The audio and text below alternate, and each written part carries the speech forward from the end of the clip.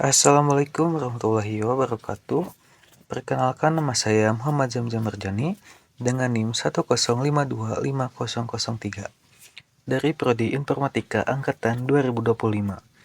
Di sini saya akan sedikit menjelaskan terkait tugas pemrograman web 2 yang berjudul Membangun Pos Sederhana. Nah, kita langsung masuk ke dalam videonya. Yang pertama-tama di sini kita harus membuat database terlebih dahulu.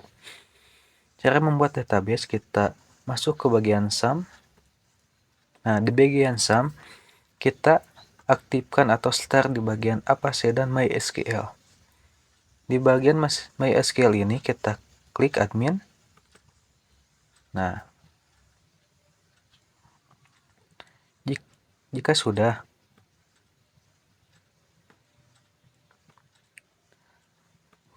di bagian PHP MyAdmin ini kita membuat database terlebih dahulu.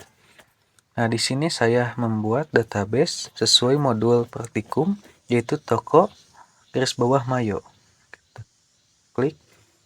Nah, di bagian toko garis bawah mayo ini kita membuat tabel yang berjudul atau yang memiliki nama penjualan. Di dalam tabel penjualan kita klik. Nah, di dalam tabel penjualan ini ada struktur atau memiliki 10 kolom ini atau baris ini. Nah, yang pertama ada ID, yang kedua ada nama barang, yang ketiga ada harga, keempat ada jumlah, kelima ada subtotal, keenam ada pajak, ketujuh ada total bayar, kedelapan ada tunai, kesembilan ada kembalian, yang ke-10 ada created add.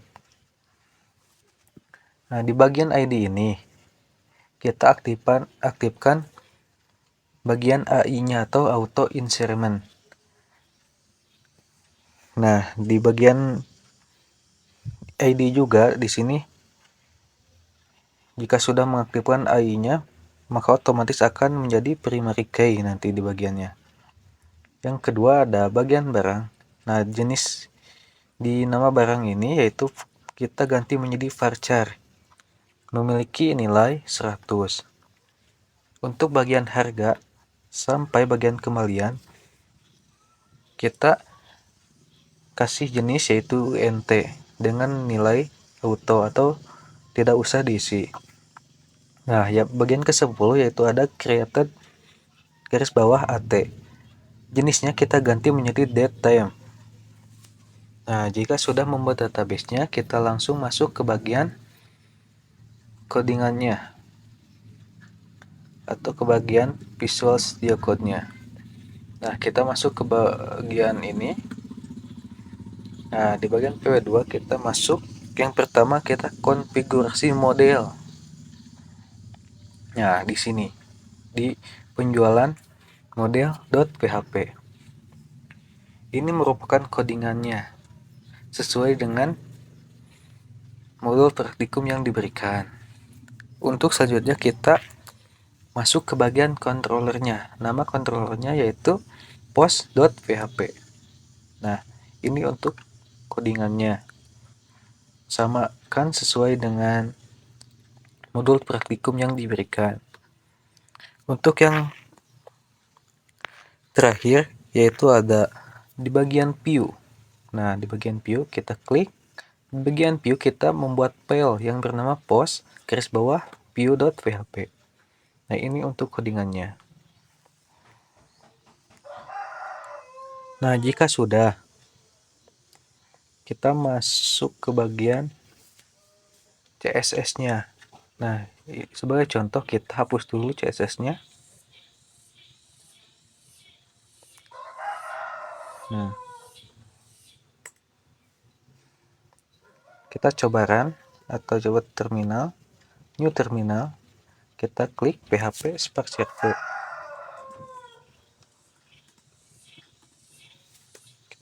Kita klik localhost. Nah, di sini kita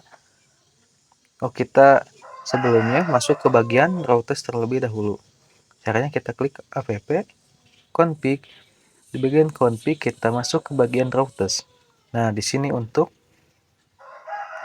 pencarian nanti ini ada routers get from /post index, routers post from /post/simpan post simpan.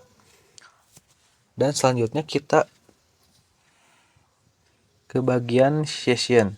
Nah, bagian session ini saya mengganti public string save path yang semula itu dalam kutip session, saya ganti menjadi sum/tmp. Ini merupakan folder atau yang ada di laptop kalian atau kita sesuaikan saja. Karena tadi saya tidak dapat terdeteksi di bagian outputnya, maka saya harus ganti di bagian ininya. Nah, selanjutnya jangan lupa juga di bagian database-nya kita ganti. Nah, di bagian database kita ganti menjadi toko/mayo. Jika sudah, kita langsung masuk ke outputnya. Nah, di sini di bagian output kita cari /post sesuai dengan routers tadi. Nah, ini untuk tampilannya. Ini tanpa CSS-nya. Kita coba masukkan CSS-nya yang tadi. Caranya kita ke view lagi.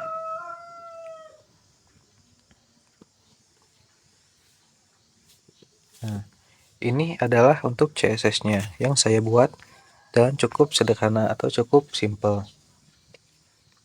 Untuk yang pertama, yaitu saya menambahkan body. Di dalam body ada yang namanya font family Arial. Fungsinya untuk mengatur jenis huruf jadi Arial semuanya, agar lebih mudah dibaca. Yang kedua ada margin, 20 pixel, untuk memberi jarak dari pinggir layar supaya tidak terlalu mepet. Untuk yang selanjutnya ada input button. Nah, di dalam input button ada namanya display. Nah, display ini berfungsi untuk input dan tombol jadi ke bawah, jadi tidak sejajar dengan promnya. Nah, ini margin, padding, width untuk memberi jarak. Nah, selanjutnya ada button untuk tombolnya. Nah, di sini saya mewarnainya, tombol itu menjadi hijau. Untuk color weight ini berfungsi untuk teksnya menjadi putih. Selanjutnya ada table. Nah, di table ini margin top berfungsi untuk memberi jarak dari form ke table. Jadi gini. Nah, memberi jarak, kita coba refresh dulu. Nah, ini memberi jarak dari form ini ke tabel.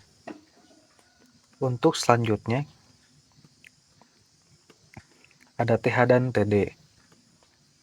Sama seperti tadi.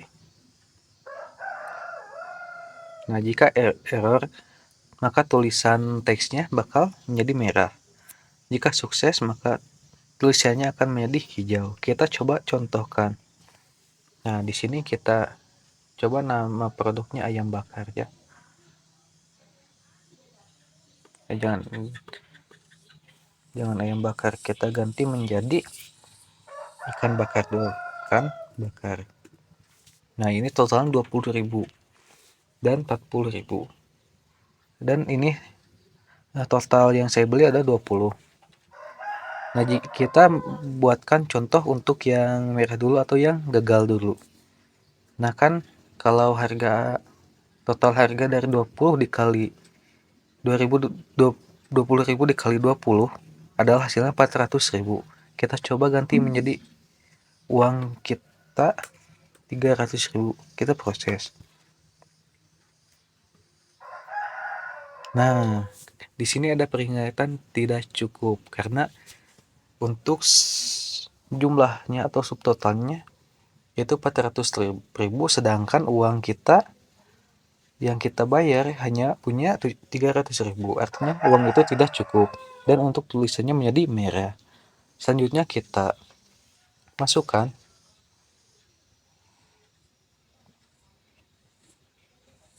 ikan bakar lagi. Nah, di sini contohnya ini kita 500.000 atau 600.000. Nah, kita coba proses. Nah, jika berhasil, maka akan ada tulisan transaksi berhasil dan font itu berwarna hijau. Nah, di sini ada nama ikan bakar dengan harga satuannya 220.000 dengan jumlah yang saya beli yaitu ada 20. Subtotalnya 380.000. Kenapa 380.000? Dikarenakan jika kita membeli produk atau barang atau sejenisnya di atas 200.000, maka akan ada diskon 20.000 sesuai dengan codingan yang sudah tadi ditetapkan. Di bagian logika subtotalnya, fitur diskonnya. Nah, untuk pajaknya 41.800. Jadi total keseluruhannya yaitu ada 421.800. Dengan uang tunai yang kita punya 600.000, maka kembaliannya ada 178.200 perak. Mungkin cukup sekian penjelasan dari saya. Mohon maaf bila ada salah kata. Wassalamualaikum warahmatullahi wabarakatuh.